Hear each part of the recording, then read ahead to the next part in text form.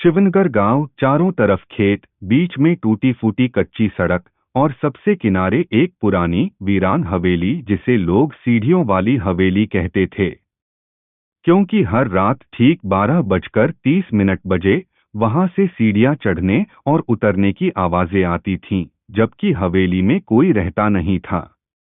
गांव के बुजुर्ग कहते थे कि कई साल पहले वहां रूहना नाम की औरत रहती थी। सफेद साड़ी, लंबे बाल, हमेशा सीढ़ियों पर बैठी दिखाई देती थी।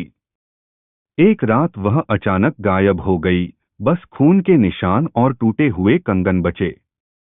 तब से लोग मानते थे कि उसकी रूह सीढ़ियां नहीं छोड़ती। चार दोस्त जिज्ञासा का अंजाम। दीपावली की छुट्टियों में रोहन, समीर, नील और आरव गांव आए हुए थे। सबको रोमांच की तलाश थी। जब उन्होंने हवेली वाली कहानी सुनी तो डर के बावजूद आकर्षण बढ़ गया।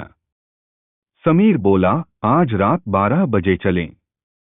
डर का पता आज ही चलता है।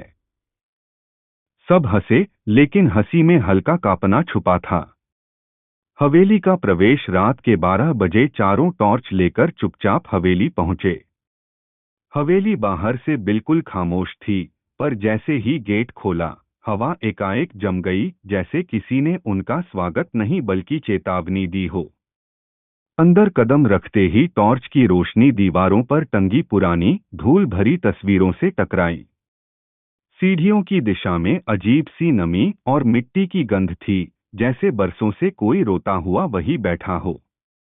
पहली आवाज ठीक 12:30 बजते ही हवेली में गूंज उठा, ठक ठक ठक।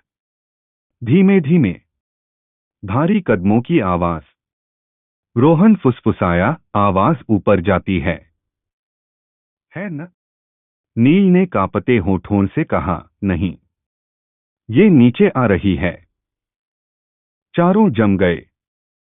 सीढ़ियों की हर सीढ़ी पर कदम पड़ने की आवाज साफ सुनाई दे रही थी, जैसे कोई बहुत भारी चीज उतर रही हो। उल्टे पैरों का पहला दर्शन। अचानक सीढ़ियों के मोड़ पर सफेद साड़ी का कोना दिखाई दिया।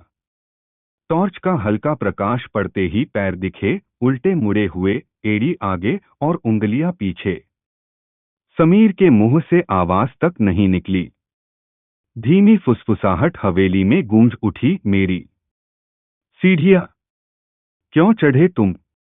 चेहरा जो कोई नहीं देखना चाहता, औरत धीरे धीरे सामने आने लगी।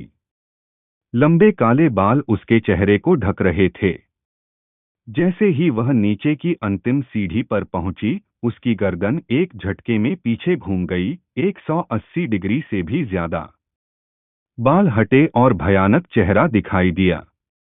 आंखें खून सी लाल, मुंह कान तक फटा हुआ और गालों पर सूखे काले धब्बे। आरव की टॉर्च उसके हाथ से गिर पड़ी। हवेली की सच्चाई चुड़ैल रूहना ने चीखकर कहा, मेरा खून, मेरी सीढ़ियां, किसी और के कदम बर्दाश्त नहीं। चारों भागने लगे, लेकिन जैसे जैसे वे दौड़ते, हवेली का गलियारा लंबा होता जा रहा था। दरवाजे गायब, सिर्फ अंधेरा। चुड़ैल की चीखें करीब आने लगीं। उसके कदमों की आवाज अब उनके पीछे नहीं, सिर के ऊपर, दीवारों में, हर तरफ गूंज रही थी। आखिरी झलक। नील अचानक चीखा, दरवाजा दिख रहा है। चारों भागकर बाहर निकले। या उन्हें ऐसा लगा। दरअसल वे हवेली के दूसरे हिस्से में थे, जो बिल्कुल बाहर जैसा दिखने के लिए भुतहा भ्रम बनाता था। दूसरी तरफ रूहना खड़ी थी, धीरे धीरे हवा में उठती हुई।